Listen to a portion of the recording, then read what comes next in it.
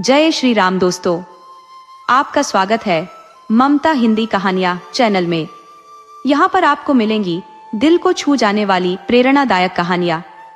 अगर आपको हमारी कहानियां पसंद आए तो वीडियो को लाइक करें, चैनल को सब्सक्राइब करें और अपने सुझाव कमेंट में जरूर दें। आपके सहयोग से आपका अपना चैनल ज्यादा से ज्यादा लोगों तक पहुंच पाए। धन्यवाद।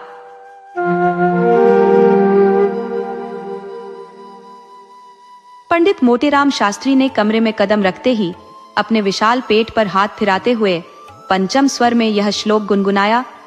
अजगर करे न चाकरी, पंछी करे न काम, दास मलुका कह गए, सबके दाता राम।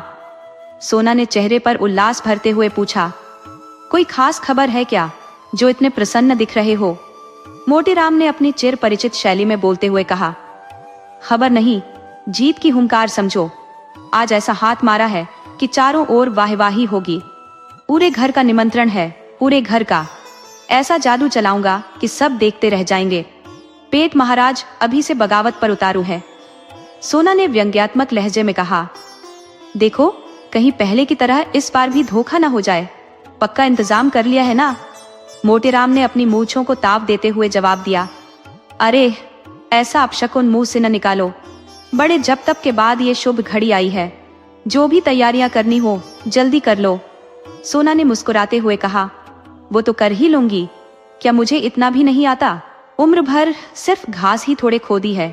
पर ये बताओ, सच में पूरे घर का है ना? मोतीराम ने थोड़ा गंभीर होकर कहा। अब और कैसे समझाऊं? पूरे घर भर का मतलब पूरे घर भर का। अगर इतना सरल अर्थ भी नहीं समझ पा रही हो तो मुझसे पूछ लो। विद्वानों की बातें समझना हर किसी के बस की बात नहीं। थोड़ी देर रुककर उन्होंने फिर कहा, मुरादापुर की रानी साहिबा 7 ब्राह्मणों को इच्छा पूर्ति भोज देना चाहती है। अब ये तय करना मेरा काम है कि कौन कौन साथ जाएगा। हमारे घर में ही अलगू राम, बेनी राम, छेदी राम, भवानी राम, फेकू राम और मैं यानी मोतीराम शास्त्री पहले से मौजूद है। ऐसे में बाहर से ब्राह्मण ढूंढने की जरूरत ही क्या है? सोना ने चुटकी ली। और 7वां कौन है? मोतीराम ने कहा। अपना दिमाग चलाओ। सोना ने फिर कहा, और हाँ, एक पत्तल घर लेते आना। मोतीराम ने चिढ़ते हुए जवाब दिया। फिर वही छोटी बात कह दी जिससे मेरी विद्वत्ता पर धब्बा लगे। छे पत्तल घर लाऊं? जजमान के घर बैठकर खाने का जो स्वाद है वो कहीं और नहीं मिलता। और सुनो, 7वें महाशय हैं पंडित सोनाराम शास्त्री। सोना ठाका मारते हुए बोली, अब ये कैसी दिल लगी है? भला मैं कैसे जाऊंगी? मोतीराम ने विद्वतापूर्ण अंदाज में कहा, यही तो कठिन मौके होते हैं जब विद्या का असली उपयोग होता है। समझदार व्यक्ति अवसर को अपने अनुकूल बना लेता है और मूर्ख केवल अपने भाग्य को कोसता है। सोना देवी और सोनाराम शास्त्री में क्या फर्क है ये जान लो। केवल परिधान की बात है। परिधान का अर्थ जानती हो? परिधान का मतलब है पहनावा। इसी साड़ी को मेरी तरह बांध लो, मेरी मिर्जई पहन लो और ऊपर से चादर ओढ़ लो। पगड़ी मैं बांध दूंगा, फिर कौन तुम्हें पहचान सकेगा? सोना ने हंसते हुए जवाब दिया, मुझे तो शर्म आएगी। मोतीराम ने गंभीरता से कहा, तुम्हें करना ही क्या है? बोलना तो हम ही को है। सोना ने मन ही मन संभावित स्वादिष्ट पकवानों की कल्पना करते हुए कहा, सच में बड़ा मजा आएगा। मोतीराम बोले, तो फिर देर किस बात की? तैयारी करो और चलो। सोना ने पूछा, कितनी फनकी बना लूं? मोतीराम ने उत्तर दिया, ये मैं नहीं जानता, बस यही सोचो कि जितना हो सके अधिक से अधिक फायदा हो। अचानक सोना देवी को कुछ याद आ गया। उन्होंने कहा, अच्छा, इन बिच्छुओं का क्या करूंगी? मोतीराम ने थोड़ी खींच के साथ कहा, इन्हें उतार कर रख दो। और क्या? सोना बोली, हाँ जी, क्यों नहीं, उतार कर रख दूंगी। मोतीराम ने तीखे स्वर में कहा, तो क्या तुम्हारे बिछुए पहने रहने से ही मैं जिंदा हूं? मेरी जिंदगी पौष्टिक भोजन से चलती है, न कि तुम्हारे बिछुओं के पुण्य से। सोना मुस्कुराई, नहीं भाई, मैं बिछुए नहीं उतारूंगी। मोतीराम ने कुछ सोचते हुए कहा, अच्छा पहने चलो, इसमें कोई बड़ी बात नहीं। गोवर्धनधारी यह बाधा भी हल कर देंगे। बस पैरों में कुछ कपड़े लपेट लेना। मैं कह दूंगा कि इन पंडित जी को हाथी पांव हो गया है। क्यों, कैसी तरकीब है? पंडिताइन ने अपने पति की चतुराई की प्रशंसा भरी नजरों से देखते हुए कहा। जन्म भर पढ़ाई की तो मेहनत रंग लाई है। संध्या के समय पंडित जी ने अपने 5 बेटों को पास बुलाकर गंभीरता पूर्वक समझाया, पुत्रों, कोई भी काम करने से पहले भली भांति सोच समझ लेना चाहिए। अब सोचो, यदि रानी साहिबा ने तुम सबका पता ठिकाना पूछना शुरू कर दिया तो क्या उत्तर दोगे? ये तो बड़ी मूर्खता होगी कि तुम सब मेरा नाम ले लो। सोचो, कितना बड़ा कलंक लगेगा कि तुम्हारा पिता, जो विद्वान कहलाता है, केवल भोजन के लिए ऐसा षड्यंत्र रच रहा है। इसीलिए थोड़ी देर के लिए भूल जाओ कि तुम मेरे पुत्र हो। मेरा नाम मत बताना। दुनिया में नामों की कमी नहीं है, कोई और नाम ले लेना। पिता का नाम बदल देने से कोई गुनाह नहीं होता। अलगू ने कहा, आप ही बता दीजिए। मोटेराम ने मुस्कुराते हुए कहा, बिल्कुल, ये काम मुझे ही करना चाहिए। सुनो, अलगूराम के पिता का नाम है पंडित केशव पांडे, इसे याद रखो। बेनीराम के पिता का नाम है पंडित मंगरू ओंजा और छेदीराम के पिता का नाम होगा पंडित दमड़ी तिवारी, इसे मत भूलना। भवानी, तुम्हारा नाम होगा गंगू पांडे, इसे अच्छी तरह याद कर लो। अब फेकूराम, तुम्हें सेतुराम पाठक बताना है। चलो, अब सबके नाम तय हो गए, सबका नामकरण पूरा हुआ। अब मैं परीक्षा लूंगा, तैयार रहना। बोलो अलगू, तुम्हारे पिता का क्या नाम है? अलगू ने तुरंत कहा, पंडित केशव पांडे। मोटेराम ने बेनीराम से पूछा, तुम बताओ? बेनीराम बोला, पंडित दमड़ी तिवारी। छेदी ने आपत्ति की, यह तो मेरे पिता का नाम है। बेनीराम झेपते हुए बोला, मैं तो भूल गया। मोटेराम ने गहरी सांस ली और डपटते हुए कहा, भूल गए? पंडित के बेटे हो और एक नाम तक याद नहीं रख सकते? यह तो बहुत शर्म की बात है। मुझे 5 नाम याद है और तुम्हें एक भी याद नहीं। सुनो, तुम्हारे पिता का नाम पंडित मंगरू ओंजा है, अब याद रखना। पंडित मोटेराम अभी बच्चों की परीक्षा ले ही रहे थे कि उनके पुराने मित्र पंडित चिंतामणि द्वार पर आ पहुंचे। उनकी आवाज सुनते ही मोटेराम घबरा गए। लड़कों को वहां से हटाने की सोच ही रहे थे कि चिंतामणि अंदर आ गए। दोनों में गाढ़ी मित्रता थी जो बचपन से चली आ रही थी। वे अक्सर साथ साथ भोजन करते थे। अगर मोटेराम पहले नंबर पर होते तो चिंतामणि दूसरे स्थान पर रहते, इसमें कोई संदेह नहीं था। लेकिन आज मोटेराम अपने मित्र को साथ नहीं ले जाना चाहते थे। उन्हें साथ ले जाने का मतलब था अपने घर वालों में से किसी एक को छोड़ देना, और इतना बड़ा त्याग करने के लिए वे तैयार नहीं थे। चिंतामणि ने माहौल को देखते हुए चुटकी ली, क्यों भाई, आज तो अकेले ही सारी तैयारी कर रखी है? लगता है आज बड़ी दावत उड़ाने का इरादा है। मोटेराम ने दुखी होकर कहा, मित्र, ऐसी बात मत करो। ऐसा कभी हुआ है कि मुझे कोई मौका मिले और मैंने तुम्हें न बताया हो? शायद समय का फेर है या ग्रहों की चाल उलटी पड़ गई है। अब तो झूठे को भी कोई न्योता नहीं देता। चिंतामणि ने शक भरे स्वर में कहा, कोई न कोई बात तो है ही, नहीं तो ये बच्चे यहाँ क्यों जमा है? मोटेराम बोले, तुम्हारी यही बातें मुझे चिढ़ाती हैं। लड़कों की परीक्षा ले रहा हूँ, ब्राह्मण के लड़के हैं, 4 अक्षर पढ़े बिना इनकी पूछ कौन करेगा? चिंतामणि को अभी भी विश्वास नहीं हुआ।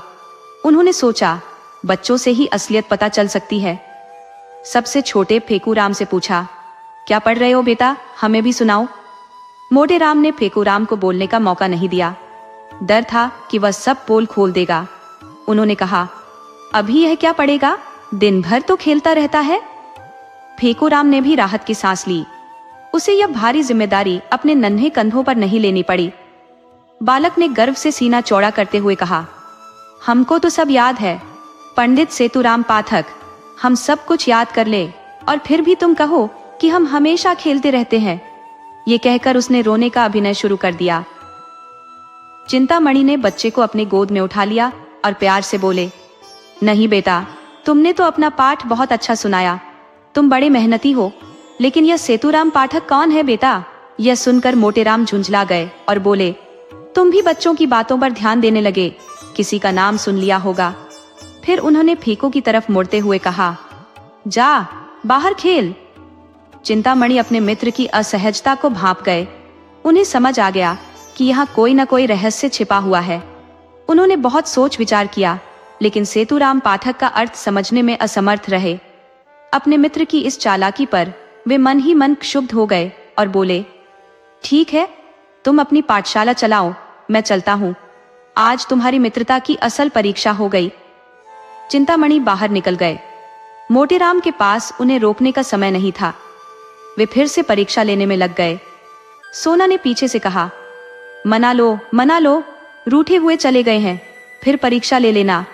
मोटेराम बोले, जब जरूरत पड़ेगी तब मना लूंगा। जैसे ही इन्हें निमंत्रण की खबर मिलेगी सारा गुस्सा शांत हो जाएगा। अच्छा भवानी, तुम्हारे पिता का क्या नाम है, बोलो। भवानी ने तपाक से उत्तर दिया, गंगू पांडे। मोटेराम ने फेकू से पूछा, और तुम्हारे पिता का नाम?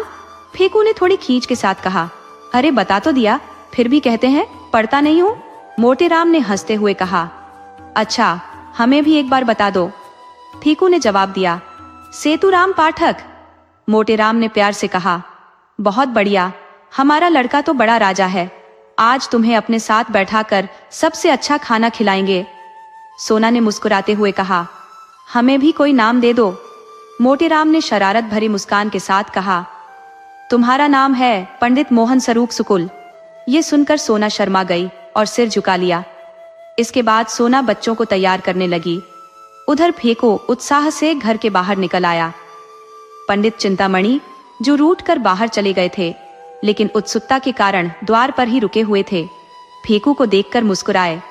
उन्होंने उसे गोद में उठाकर पूछा, बेटा कहाँ निमंत्रण है? उनकी आवाज धीमी थी, लेकिन न जाने कैसे मोटेराम के कानों तक बात पहुंच गई। वे फौरन बाहर आ गए और देखा कि चिंतामणि फेकू से कुछ पूछ रहे हैं। चिंतामणि ने झट से लड़के का हाथ थाम लिया और उसे अपने मित्र की गोद से छीनने की कोशिश की, लेकिन मोटेराम जी अभी तक अपने सवाल का जवाब सुनने के इच्छुक थे। नतीजतन वे लड़के का हाथ छुड़ाकर उसे लेकर अपने घर की ओर भाग खड़े हुए। मोटेराम जी यह दृश्य देखकर चिल्लाते हुए उनके पीछे पीछे दौड़ पड़े। तुम इसे क्यों ले जा रहे हो, बदमाश? सुन लो चिंतामणि, अगर इसे नहीं छोड़ा तो परिणाम अच्छा नहीं होगा। आगे से तुम्हें किसी दावत में नहीं ले जाऊंगा, समझ रहे हो ना? अब लड़के को उतार दो। पर चिंतामणि ने उनकी कोई बात नहीं सुनी। वे सरपट भागते चले गए। जहां उनकी चाल फुर्तीली और तेज थी, वहीं मोटेराम जी के लिए हर कदम भारी पड़ रहा था। वे बैल की तरह हांफते हुए धीमी रफ्तार से पीछे पीछे भागे। बावजूद इसके वे हार मानने को तैयार नहीं थे।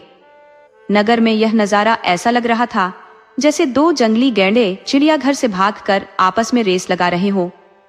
सैकड़ों लोग इस तमाशे का आनंद उठाने लगे। बच्चे तालियां बजाते हुए पीछे पीछे दौड़ रहे थे। संभवतः यह दौड़ चिंतामणि के घर जाकर खत्म होती, लेकिन मोटेराम जी की धोती ने बीच में धोखा दे दिया। उलझकर वे गिर पड़े। चिंतामणि ने पीछे मुड़कर देखा तो मोटेराम को जमीन पर पड़े हुए पाया। वे रुक गए और फेकूराम से पूछा, क्यों बेटा, ये नेवता आखिर कहाँ है? फेकू ने चतुराई से कहा, अगर मैं बता दूं तो मिठाई दोगे ना? चिंतामणि मुस्कुराकर बोले, हाँ मिठाई दूंगा, अब बताओ। फेकू ने जवाब दिया, रानी के यहाँ। चिंतामणि ने हैरानी से पूछा, कौन सी रानी? फेकू ने मासूमियत से कहा, ये तो मुझे नहीं पता, पर कोई बड़ी रानी है। नगर में कई बड़ी रानियां थी। चिंतामणि ने सोचा, क्यों न सभी रानियों के दरवाजे जाकर पता किया जाए। जहां भोज होगा वहां भीड़ भाड़ जरूर होगी। इसी सोच के साथ वे वापस लौट पड़े। अब तक उनकी मित्रवत सहानुभूति जग चुकी थी। वे मोटेराम जी के पास पहुंचे और देखा कि वे जमीन पर लेटे करा रहे हैं। चिंतित होकर उन्होंने पूछा, अरे मित्र, गिर कैसे पड़े? यहाँ तो कोई गड्ढा भी नहीं है। मोटेराम ने गुस्से में कहा, तुमसे मतलब? जो पूछना हो लड़के से पूछ लो और उसे लेकर चले जाओ, मुझे चैन से रहने दो। चिंतामणि ने शांत स्वर में कहा, अरे यार, ये सब मजाक था, तुमने बेवजह बुरा मान लिया। चलो अब उठो और राम का नाम लो। मैं वादा करता हूं मैंने कुछ नहीं पूछा। मोटेराम ने झुंझलाते हुए कहा, झूठ मत बोल। चिंतामणि ने अपने जनेऊ की ओर इशारा करते हुए कसम खाकर कहा, सच कह रहा हूं। मोटेराम, तुम्हारी कसमों का क्या भरोसा? चिंतामणि, तुम मुझे इतना बड़ा चालाक समझते हो? मोटेराम, इससे कहीं ज्यादा, चाहे गंगा में डूबकर भी कसम खा लो, मुझसे विश्वास की उम्मीद मत रखना। चिंतामणि, कोई और होता तो उसकी मूछें नोच लेता। मोटेराम, तो फिर आगे बढ़ो। चिंतामणि, पहले पंडिताइन से पूछाओ। मोटेराम इस तीखे तंज को बर्दाश्त नहीं कर पाए। फौरन खड़े हुए और चिंतामणि का हाथ पकड़ लिया। दोनों के बीच खींचतान शुरू हो गई। ये मल्लयुद्ध ऐसा लग रहा था मानो दो गजराज आपस में भिड़ गए हों। दोनों जोर जोर से हनुमान जी की स्तुति गाने लगे और गरज ऐसे रहे थे जैसे जंगल के शेर दहाड़ रहे हो। मोटे राम, महाबली विक्रम बजरंगी। चिंतामणि, भूत पिशाच निकट नहीं आवे। मोटे राम, जय जय जय हनुमान गोसाई। चिंतामणि, प्रभु रखिए लाज हमारी। मोटे राम गुस्से में, ये हनुमान चालीसा में नहीं लिखा है। चिंतामणि, ये मेरी अपनी रचना है, तुम्हारी तरह रटंत विद्या का सहारा नहीं लेता, जितना कहोगे उतना लिख दूंगा। मोटे राम, अबे अगर हम लिखने पर आए तो एक दिन में लाखों स्तुतियां रच डालें, पर इतना समय किसके पास है। अब मल्लयुद्ध एक गंभीर वाकयुद्ध में बदल चुका था। दोनों अपने अपने लेखन कौशल की डींगे हाँकने में मशगूल थे। यह बहस विद्वानों के लिए सम्मानजनक भी लग रही थी। इतने में किसी ने चिंतामणि के घर जाकर खबर दी कि पंडित मोटेराम और चिंतामणि में जबरदस्त लड़ाई चल रही है। चिंतामणि के घर में पहले से ही हलचल मच गई। पंडित चिंतामणि 3 पत्नियों के पति थे। एक सम्मानित ब्राह्मण जिनकी विद्वता दूर दूर तक मशहूर थी। उनकी 3 पत्नियां पूरे मोहल्ले में खौफ का पर्याय थी। पंडित जी ने उन्हें बड़े ही मजेदार नाम दिए थे। बड़ी को अमृति, मंझली को गुलाब जामुन और छोटी को मोहन भोग। पर मोहल्ले वालों के लिए वे त्रैताप से कम न थी। घर में अक्सर आंसुओं की गंगा बहती थी। पंडित जी ने कभी खून की नदियां नहीं बहाई, लेकिन शब्दों के बाण जरूर छोड़े। संकट के समय ये तीनों महिलाएं एकजुट हो जाती थी। जब उन्हें पता चला कि पंडित चिंतामणि संकट में है, तो वे त्रिदोष की तरह कुपित होकर मोर्चा संभालने के लिए तैयार हो गईं। घर से निकली तीनों में से जो अपेक्षाकृत पतली थी, वह सबसे पहले रणभूमि में पहुंची। पंडित मोटेराम ने जब उसे आते देखा तो समझ गए कि अब हालात बिगड़ने वाले हैं। वह फौरन अपना हाथ छुड़ाकर भाग निकले और पलटकर देखने की हिम्मत भी नहीं की। चिंतामणि ने पीछे से खूब ललकारा, लेकिन मोटेराम के कदम रुकने का नाम नहीं ले रहे थे। चिंतामणि, अरे भाग क्यों रही हो? ठहरो, कुछ स्वाद तो चखते जाओ। मोटेराम, भाई हार गया, मैं हार गया। चिंतामणि, अरे थोड़ी दक्षिणा तो लेते जाओ। भागते भागते मोटेराम बोले, दया करो भाई, बस दया करो।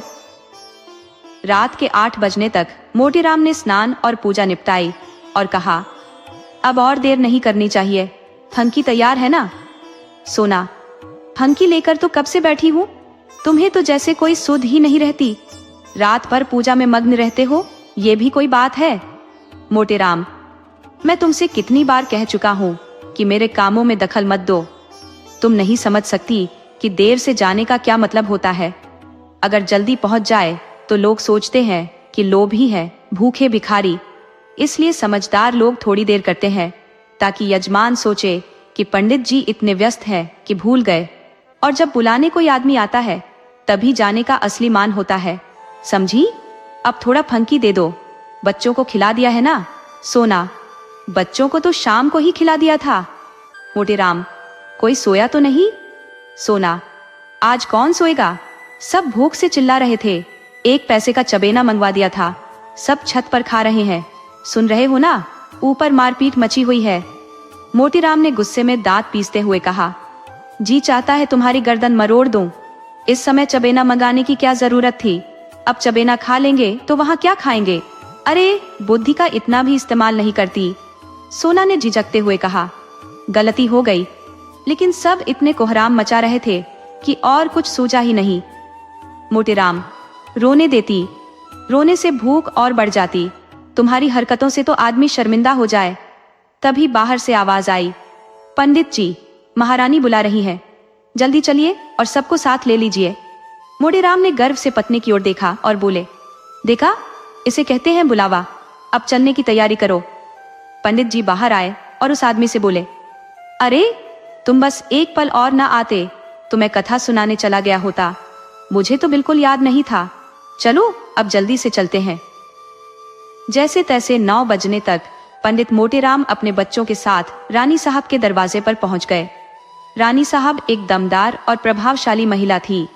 वो इस वक्त एक गद्देदार तकिए के सहारे तख्त पर बैठी हुई थी और उनके पीछे 2 आदमी हाथ बांधे खड़े थे। बिजली का पंखा चल रहा था। पंडित जी को देखते ही रानी साहब तख्त से उठी, उनके पैर छुए और उनके साथ आए बच्चों को देखकर हंसते हुए बोली, अरे ये बच्चों को आप कहां से पकड़ लाए? पंडित मोटेराम बोले, क्या करता सरकार, सारा नगर छान मारा लेकिन किसी पंडित ने आने को तैयार नहीं हुआ। कोई किसी के यहाँ दावत में गया है तो कोई कहीं और। तब मैं बड़ा परेशान हो गया। आखिरकार मैंने कहा, आप लोग नहीं आएंगे तो हरी इच्छा, लेकिन कम से कम मुझे शर्मिंदा न करें। तब हर घर से जैसे तैसे जो बालक मिला उसे पकड़ लाया। क्यों फेकूराम, तुम्हारे पिताजी का क्या नाम है? फेकूराम ने गर्व से जवाब दिया, पंडित सेतुराम पाठक। रानी साहब मुस्कुराकर बोली, अरे ये बालक तो बड़ा होनहार है। बाकी बच्चे भी बेचैन हो उठे कि उनकी भी तारीफ हो, लेकिन जब पंडित जी ने उनसे कुछ नहीं पूछा और रानी ने सिर्फ फेकूराम की तारीफ की तो बाकी बच्चे अधीर हो गए। भवानी ने तुरंत कहा, मेरे पिता का नाम है पंडित गंगू पांडे। छेदी ने जोड़ा, मेरे पिता का नाम है दमड़ी तिवारी। बेनीराम ने कहा, मेरे पिता का नाम पंडित मंगरू ओझा है। लेकिन अलगूराम समझदार था, वह चुपचाप खड़ा रहा। रानी साहब ने उससे पूछा, और तुम्हारे पिता का क्या नाम है बेटा? अलगूराम को उस वक्त कुछ सूझा ही नहीं, वह घबरा गया। पंडित मोटेराम ने उसकी तरफ गुस्से से देखा तो अलगूराम का और भी सारा होश ठिकाने से गायब हो गया। फेकूराम ने कहा, हम बता दें, भैया भूल गए। रानी साहब ने हैरानी से कहा, अरे अपने पिता का नाम भूल गया, ये तो बड़ा अजीब है। पंडित मोटेराम अलगू के पास गए और धीरे से कहा, क से शुरू होता है? अलगूराम तुरंत बोला, केशव पांडे। रानी साहब ने हंसते हुए कहा, तो अब तक क्यों चुप था? मोटेराम बोले, सरकार थोड़ा ऊंचा सुनता है। रानी साहब ने कहा, मैंने बहुत सारा सामान मंगवाया है, अब सब खराब होगा, लड़के क्या खाएंगे? मोटेराम बोले, सरकार इन्हें बच्चे मत समझे, इनमें जो सबसे छोटा है वो भी 2 पत्तल खाकर उठेगा। जब पत्तलें सामने रख दी गई और भंडारी ने चांदी की थालों में एक से बढ़कर एक लजीज पकवान परोसने शुरू किए तो पंडित मोटेराम की आंखें चमक उठी। हालांकि उन्हें हर दूसरे दिन किसी न किसी भोज का निमंत्रण मिलता था, लेकिन ऐसे लाजवाब व्यंजन पहले कभी न देखे थे। घी की सोंधी महक उनकी नथुनों से टकरा रही थी, जैसे यह किसी दूसरे लोक का स्वाद हो। हर व्यंजन से केवड़े और गुलाब की हल्की हल्की खुशबू निकल रही थी। हर चीज घी में लथपथ थी। पंडित जी मन ही मन सोचने लगे, ऐसे पकवानों से कोई कैसे तृप्त हो सकता है? चाहे पेट भर जाए, मन नहीं भरेगा। देवता भी इससे बेहतर भला और क्या खाएंगे? इन व्यंजनों से बेहतर चीज तो सपने में भी नहीं सोची जा सकती। इस समय उन्हें अपने जिगरी दोस्त पंडित चिंतामणि की याद आई। अगर वो यहाँ होते तो मजा दोगुना हो जाता। उनके बिना यह भोज अधूरा लगेगा। किससे ठिठोली करूंगा? ये लड़के 2-2 पत्तलें चट कर जाएंगे, लेकिन वो रस कहाँ आएगा? सोना भी कुछ देर तक मेरा साथ देगी, लेकिन आखिर कब तक? चिंतामणि होते तो हम दोनों एक दूसरे को चुनौती देते और उस जोश में पत्तलों की गिनती तक भूल जाते। हमारी देखा देखी लड़के भी पूरी ताकत लगा देते। ओह, बड़ी गलती हो गई, मुझे पहले यह ख्याल क्यों नहीं आया? ये सोचकर पंडित मोटेराम तुरंत उठ खड़े हुए और रानी साहब से बोले, सरकार अगर अनुमति हो तो एक बात कहूं। रानी साहब ने मुस्कुराते हुए कहा, बिल्कुल महाराज, क्या किसी चीज की कमी रह गई है? पंडित जी बोले, नहीं सरकार, ऐसा कुछ भी नहीं है। आपके द्वारा परोसे गए व्यंजन तो अद्वितीय है, पूरे नगर में आपकी प्रशंसा होगी। बस मेरे एक घनिष्ठ मित्र पंडित चिंतामणि जी है, यदि आज्ञा हो तो उन्हें भी बुला लाऊं। वे बड़े विद्वान और धर्मपरायण ब्राह्मण हैं। उनके जैसा विद्वान इस नगर में दूसरा नहीं है। मैं उन्हें निमंत्रण देना भूल गया था, अभी उनकी याद आई है। रानी साहब ने थोड़ी चिंता जताते हुए कहा, आपकी इच्छा है तो बुला लीजिए, लेकिन उन्हें आने में समय लगेगा और भोजन तो परोस दिया गया है। पंडित जी उत्साह में बोले, मैं अभी दौड़ कर आता हूँ सरकार, जरा भी देर न करूंगा। रानी साहब ने कहा, मेरी मोटर ले लीजिए। जैसे ही पंडित जी तैयार हुए, सोना ने हल्की नाराजगी से कहा, आज आपको क्या हो गया है? उन्हें बुलाने की क्या जरूरत है? पंडित जी मुस्कुराए और बोले, अरे कोई ताकतवर साथी भी तो चाहिए। सोना ने तपाक से कहा, क्या मैं तुम्हारे लिए काफी नहीं हूँ? पंडित जी हंसकर बोले, अरे तुम समझ नहीं रही हो, घर की बात और होती है और मैदान की बात और। पुराने खिलाड़ी जैसा जोश और अनुभव दिखाने वाला नया खिलाड़ी नहीं हो सकता। वहां ताकत से ज्यादा हिम्मत की जरूरत होती है। बस यहाँ भी वही समझो, झंडे गाड़ दूंगा, देख लेना। सोना, कहीं लड़के सो गए तो मोटे, और भूख तेज हो जाएगी, जगह तो मैं लूंगा। सोना, देख लेना, आज वह तुम्हें मात देगा। उसके पेट में तो जैसे भूख का कोई पटारा है। मोटे, बुद्धि का हर जगह वर्चस्व होता है। ऐसा मत सोचो कि खाना खाने में कोई विद्या नहीं होती, इसका भी एक शास्त्र है। मथुरा के शनिचरानंद महाराज ने इसे लिखा है। चतुर व्यक्ति कम जगह में गृहस्थी का सारा सामान व्यवस्थित कर सकता है, जबकि अनाड़ी आदमी ढेर सारी जगह लेकर भी सोचता रह जाता है कि क्या कहाँ रखे। गंवार इंसान पहले ही हड़बड़ाहट में खाने बैठता है और तुरंत एक लौटा पानी पीकर ठस हो जाता है, लेकिन चतुराई से खाने वाला इंसान धीरज से खाता है।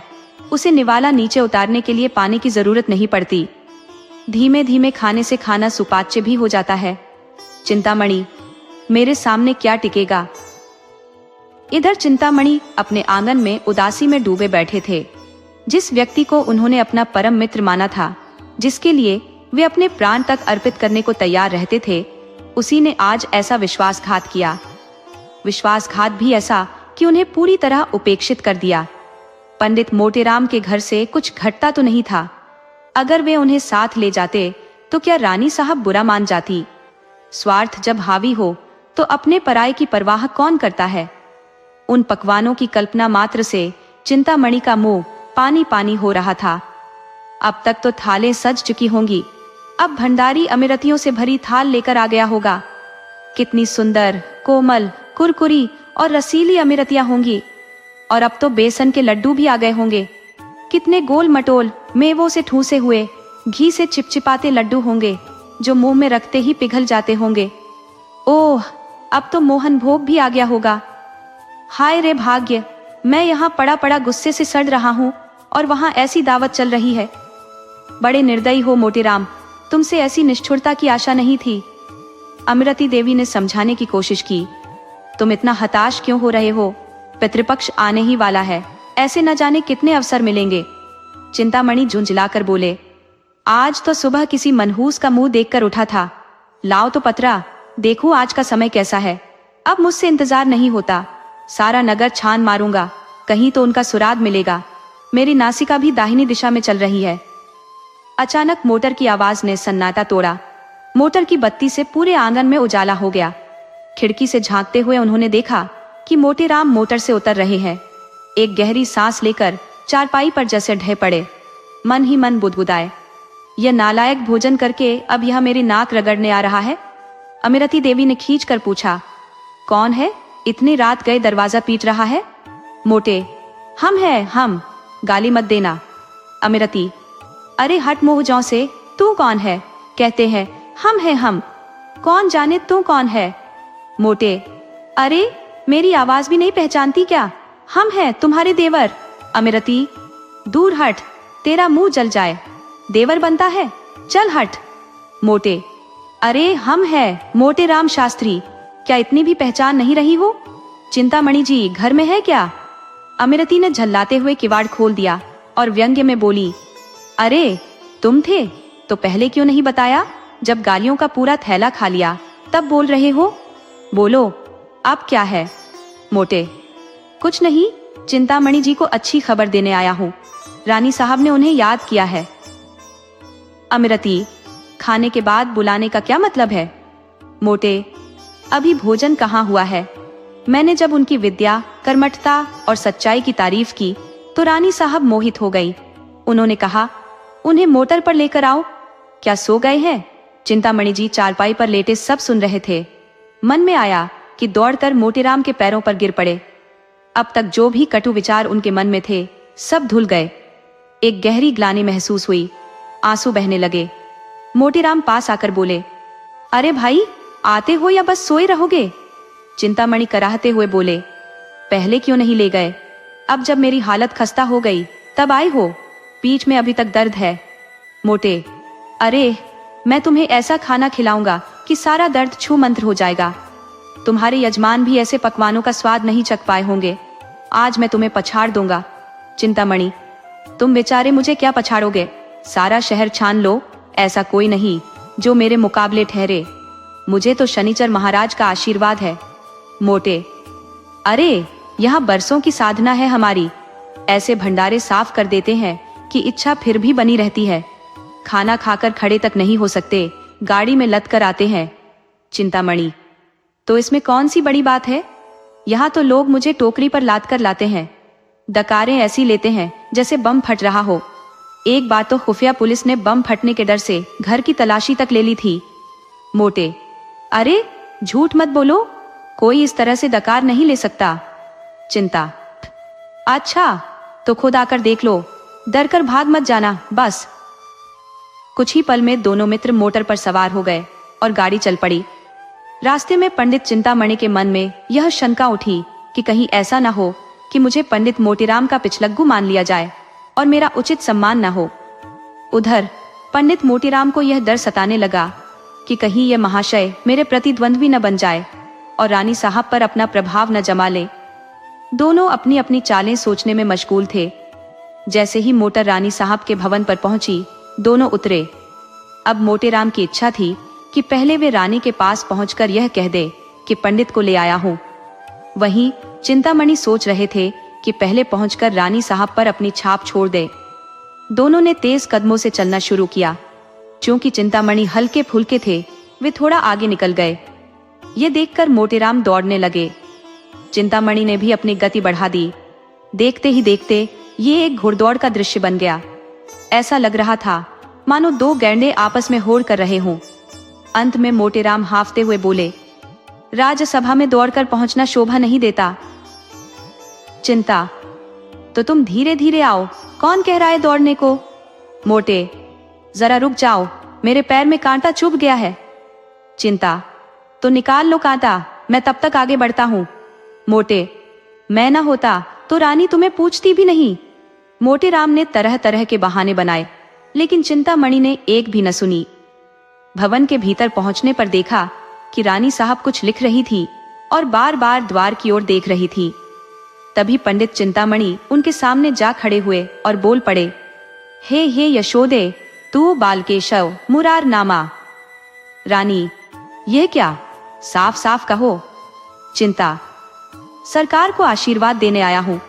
आपने इस दास चिंतामणि को बुलाकर जो कृपा की है, उसका वर्णन तो सहस्त्र जिह्वाओं वाला शेषनाग भी नहीं कर सकता।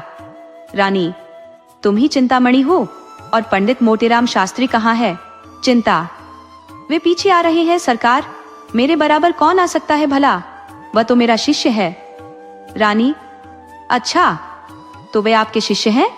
चिंता, मैं अपनी बढ़ाई अपने मुंह से नहीं करना चाहता सरकार।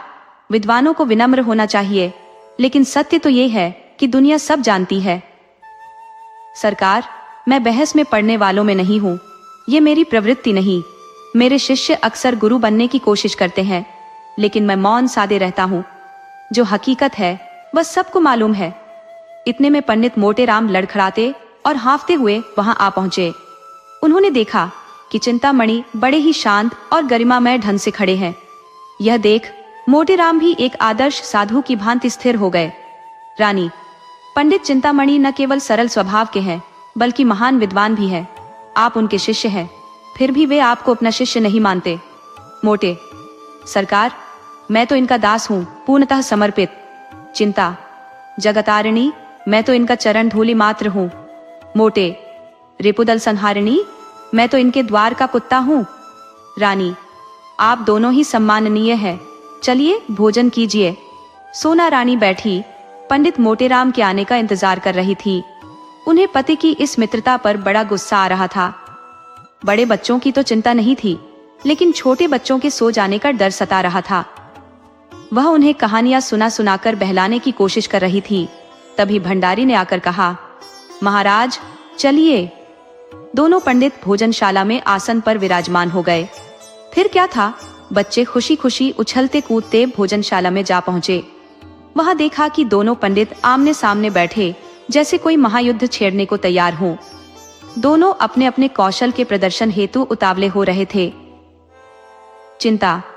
भंडारी जी, तुम परोसने में इतनी देर क्यों करते हो? क्या भीतर जाकर सोने लगते हो? भंडारी। अरे चुपचाप बैठे रहो, जो कुछ होगा सब आ जाएगा। क्यों बेचैन होते हो? तुम्हारे अलावा और भी लोग हैं यहाँ? मोटे। भाई, भोजन से पहले थोड़ा इसकी खुशबू का आनंद तो लो। चिंता। अजी, खुशबू का चक्कर भगवान लोगों का होता है, हम तो सीधे भोजन पर ध्यान लगाते हैं। मोटे। अच्छा बताओ, पहले किस व्यंजन से शुरुआत करोगे? चिंता। मैं खुद अंदर जाकर सब कुछ ले आता हूँ। मोटे। अरे धीरज रखो, सब कुछ आने दो, पहले ठाकुर जी का भोग तो लगने दो। चिंता। तो बैठे क्यों हो, भोग लगाओ ना, या लाओ मैं खुद जल्दी जल्दी भोग लगा दूं। ये फालतू देरी क्यों कर रहे हो? इतने में रानी आ गई। चिंतामणि तुरंत सतर्क हो गए और रामायण की चौपाइयां गुनगुनाने लगे। रहा एक दिन अवध अधारा, समुजत मन दुख भयु अपारा, कौशलेश दशरथ के जाए, हम पितु बचन माने बनाए। और चौपाई सुनते सुनते सभा में ठहाकों की गूंज गहराने लगी। पंडित मोटेराम ने देखा कि चिंतामणि का प्रभाव बढ़ता जा रहा है, तो वे भी अपनी विद्वता का प्रदर्शन करने के लिए व्याकुल हो उठे। बहुत प्रयास किया, लेकिन न तो कोई श्लोक याद आया, न कोई मंत्र और न ही कोई कविता। आखिरकार उन्होंने सीधे सीधे राम नाम का जाप शुरू कर दिया। राम भज, राम भज, राम भज रे मन। इतने ऊंचे स्वर में जाप किया कि चिंतामणि को भी अपने स्वर को ऊंचा करना पड़ा। मोटेराम ने और जोर से आवाज लगानी शुरू कर दी। तभी भंडारी ने आकर कहा, महाराज अब भोग लगाइए। ये सुनकर उनकी प्रतियोगिता समाप्त हुई। भोग की तैयारी शुरू हुई। बाल वृंद सजग हो गया। किसी ने घंटी पकड़ ली, किसी ने घड़ियाल, किसी ने शंख और किसी ने करताल। चिंतामणि ने आरती की थाली उठा ली। मोटेराम यह देखकर खिन्न हो गए। वे सोच रहे थे कि रानी के पास जाने का यह मौका उनके हाथ से निकल गया, परंतु किसे मालूम था कि विधाता ने कुछ और ही लीला रच रखी है। जैसे ही आरती समाप्त हुई और भोजन शुरू होने को था, तभी एक कुत्ता न जाने कहां से आ गया। पंडित चिंतामणि के हाथ से लड्डू थाल में गिर पड़ा। यह देख मोटेराम सन्न रह गए। सर्वनाश! चिंतामणि ने मोटेराम की ओर देखा और संकेत में कहा, अब क्या करोगे मित्र? या तो हालात बेकाबू हो गए। मोटेराम ने गहरी सांस लेकर कहा, अब क्या किया जा सकता है? ये अभागा कुत्ता आया कहां से? रानी पास खड़ी थी। उन्होंने कहा, अरे ये कुत्ता यहाँ कैसे आ गया? ये तो हमेशा बंधा रहता था, आज कैसे छूट गया? अब तो पूरी रसोई भ्रष्ट हो गई। चिंतामणि, सरकार, शास्त्रों में इसके विषय में। मोटेराम, कोई दिक्कत नहीं है सरकार, कोई बड़ी बात नहीं। सोना, भाग्य फूट गया, आधी रात तक देखते देखते ये विपत्ति आ पड़ी। चिंतामणि, सरकार, स्वान के मुख में अमृत। मोटेराम, तो अब अनुमति हो तो चले। रानी, हाँ और क्या, मुझे बहुत दुख है कि इस कुत्ते ने इतना बड़ा अनर्थ कर दिया। टॉमी, तुम बड़े गुस्ताख हो गए हो। भंडारी, ये थालियां उठाकर मेहतर को दे दो। चिंतामणि, सोना से सीना फटा जा रहा है। सोना को बच्चों पर दया आ रही थी। बेचारे इतनी देर से देवताओं जैसा धैर्य दिखा रहे थे। अगर उनके बस में होता तो कुत्ते का गला घोंट देती। उन्होंने कहा, बच्चों का तो कोई दोष नहीं है, इन्हें क्यों नहीं खिला देते कोई? चिंतामणि, मोटेराम बड़ा ही धूर्त निकला, इसकी अक्ल पूरी तरह भ्रष्ट हो गई है। सोना, ऐसे तो बड़े पंडित बने घूमते हैं, अब क्यों कुछ बोलते नहीं? मुंह में दही जमा है क्या? जुबान क्यों नहीं खुल रही? चिंता, सच कह रहा हूं, अगर मौका मिलता तो रानी को चकमा देकर निकल जाता। उस अभागे के कारण पूरा खेल बिगड़ गया। सारी इच्छाएं मन में ही रह गईं। ऐसे मौके फिर कहां मिलेंगे? सोना, सारी मर्दानगी घर में ही दिखाते हो, बाहर तो जैसे पानी उतर जाता है। रानी ने भंडारी को बुलाया और कहा, इन तीनों छोटे बच्चों को खिला दो, बेचारे क्यों भूखे रहे? क्यों फेंको राम, मिठाई खाओगे? फेंको। हाँ, हम तो इसी उम्मीद से आए हैं। रानी, कितनी मिठाई खाओगे? फेंको, हाथ से इशारा करते हुए। बहुत सारी, इतनी? रानी, ठीक है, जितनी खानी है खा लेना, लेकिन जो सवाल पूछूंगी उसका जवाब देना पड़ेगा। बताओगे ना? फेंको। हाँ बताऊंगा, पूछिए। रानी, अगर झूठ बोले तो मिठाई नहीं मिलेगी, समझ गए? फेंको। मत दीजिएगा, मैं झूठ नहीं बोलूंगा। रानी, अपने पिता का नाम बताओ। मोटे, बच्चों को हर वक्त सब बातें याद नहीं रहती, उसने तो आते ही बता दिया था। रानी, मैं फिर पूछ रही हूँ, इसमें आपकी क्या हानि है? चिंता, नाम पूछने में कोई नुकसान नहीं है। मोटे, चुप रहो चिंतामणि, नहीं तो अच्छा नहीं होगा। मेरे गुस्से को तुम जानते नहीं, चुपचाप बैठा हूँ, लेकिन अगर फूट पड़ा तो भागने की नौबत आएगी। रानी, आप बेवजह इतना क्रोध क्यों कर रहे हैं? फेकुराम, जवाब दो, वरना मिठाई नहीं मिलेगी। चिंता, महारानी तुम्हारे ऊपर इतनी कृपा कर रही हैं बेटा, सच सच बता दो। मोटे, चिंतामणि तुम्हारे दिन खराब आ गए हैं, वह कुछ नहीं बताएगा और तुम बड़े हमदर्द बनने चले हो। सोना, अरे हाँ, बच्चों से ये सब पूछने का क्या मतलब? अगर मिठाई देनी है तो दो, नहीं तो मत दो।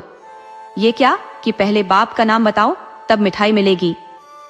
फेकुराम ने धीरे धीरे कुछ कहा, लेकिन पंडित जी ने इतनी जोर से डांटा कि वह अधूरी बात ही मुंह में रह गई। रानी, उसे डांट क्यों रहे हो? बोलने क्यों नहीं देते? बोलो बेटा। मोटे, आप हमें अपने दरवाजे बुलाकर हमारा अपमान कर रही हैं। चिंता, इसमें अपमान जैसी कोई बात नहीं है भाई। मोटे, अब हम इस घर के दरवाजे पर कदम नहीं रखेंगे, यहाँ शरीफ लोगों का अपमान होता है। अलगू, अगर कहें तो चिंतामणि को एक थप्पड़ जड़ दूं? मोटे, नहीं बेटा, पापियों को सजा देने का काम भगवान का है। चलो यहाँ से चलते हैं, अब भूल कर भी यहाँ नहीं आएंगे। ब्राह्मणों को बुलाकर उनका अपमान करना, तभी तो देश में हर तरफ हंगामा मचा हुआ है। चिंता, मोटेराम, महारानी के सामने तुम्हें ऐसी कड़वी बातें नहीं कहनी चाहिए थी। मोटे, बस मौन ही रहो, नहीं तो सारा गुस्सा तुम्हारे सिर ही फूटेगा। माता पिता का कोई अता पता नहीं और यहाँ ब्राह्मण बनने की धुन में हो। तुम्हें कौन कहता है ब्राह्मण? चिंता, जो भी कहना है कह लो। चंद्रमा पर थूकने से थूक अपने ही चेहरे पर गिरता है। जब तुम धर्म का एक गुण भी नहीं जानते तो तुमसे क्या चर्चा करूं? ब्राह्मण को सहनशील होना चाहिए। मोटे, तुम पेट के गुलाम हो, केवल चापलूसी कर रहे हो ताकि कोई थाली भोजन की मिल जाए। यहाँ मर्यादा की बड़ी बात करते हो। चिंता, कहाँ तो भाई, तुम बड़े मैं छोटा, अब और क्या कहूँ? तुम सत्य बोलते होगे। मैं ब्राह्मण नहीं, शूद्र हूँ। रानी, ऐसा मत कहिए चिंतामणि जी। मोटे, गुस्से में, अगर इसका बदला न लिया तो मेरा नाम बदल देना। ये कहते हुए पंडित मोटेराम बच्चों के साथ बाहर चले गए और भाग्य को कोसते हुए अपने घर लौट गए। बार बार पछताते रहे कि आखिर इस दुर्जन चिंतामणि को बुलाने की मूर्खता क्यों की। सोना, सारा भांडा फूटते फूटते बचा। फेकुआ अगर नाम बता देता तो क्या होता? फेंको, और क्या, वह तो सच सच पूछ रही थी। मोटे, चिंतामणि ने अपनी चालाकी दिखा दी, अब वह मजे से भोज करेगा। सोना, तुम्हारी कोई विद्या काम नहीं आई, वह तो सारा खेल जीत गया। मोटे, मैं जानता हूँ, रानी ने जानबूझकर कुत्ते को बुलाया। सोना, मैं तो उसका चेहरा देखते ही समझ गई कि वह हमें पहचान गई है। इधर ये लोग पछताते हुए घर की ओर बढ़ रहे थे, उधर चिंतामणि की 5 अंगुलियां घी में थी। वह आसन पर बैठकर भोज कर रहे थे। रानी अपने हाथों से मिठाइयां परोस रही थी और बातचीत भी चल रही थी। रानी, बड़ा धूर्त है, बच्चों को देखते ही मैंने समझ लिया था। अपनी पत्नी को भेष बदल कर लाया और इसे लज्जा तक नहीं आई। चिंता, वे मुझे कोस रहे होंगे। रानी, मुझसे अकड़ने चला था, मैंने भी उसे कहा था कि बचा, तुझे ऐसी सीख दूंगी जो ताउम्र याद रहेगी। मैंने टामी को बुला लिया। चिंता, सरकार की बुद्धिमानी को प्रणाम है। दोस्तों, आपको कहानी कैसी लगी अपने सुझाव कमेंट करना न भूले। तो चलिए आज की अगली कहानी शुरू करते हैं।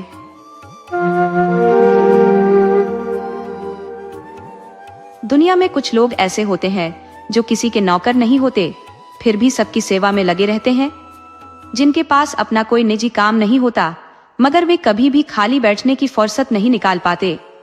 जामिद उन्हीं व्यक्तियों की श्रेणी में आता था। वह पूर्णतः निश्चिंत स्वभाव का था, न किसी से मित्रता करता न किसी से दुश्मनी। जिसने भी उससे थोड़ा मुस्कुराकर बात की, वह उसके लिए बिना कीमत का सेवक बन गया। बेवजह के काम करने में उसे विशेष आनंद आता था। गांव में अगर कोई बीमार पड़ जाता तो वह तुरंत उसकी सेवा के लिए पहुंच जाता, चाहे आधी रात को हकीम के घर दौड़ना पड़े या किसी दुर्लभ जड़ी बूटी के लिए जंगल खंगालना पड़े, वह हर कार्य में तैयार रहता। किसी गरीब पर अत्याचार होते देख वह चुप नहीं रह सकता था, चाहे कोई उसे मारने पर उतर आए, पर वह अन्याय के विरुद्ध आवाज उठाने से पीछे नहीं हटता। इस प्रकार की घटनाएं उसके जीवन में असंख्य बार घटित हो चुकी थी। पुलिस वालों से उसकी खटपट तो आम बात थी। गांव वाले उसे बॉडम समझते थे और कहीं न कहीं यह सही भी था। जो व्यक्ति किसी का बोझ देखकर उसे अपने कंधे पर उठा ले, किसी का छप्पर खड़ा करने या आग बुझाने के लिए मीलों दौड़ जाए, उसे समझदार कौन कहेगा। सच कहे तो उसकी सेवाओं से औरों को भले ही लाभ हो, पर उसका स्वयं का कोई भला नहीं होता था। यहाँ तक कि उसे अपनी रोटी के लिए भी दूसरों पर निर्भर रहना पड़ता था। वह खुद भूखा रहता मगर दूसरों की परेशानियों में डूबा रहता।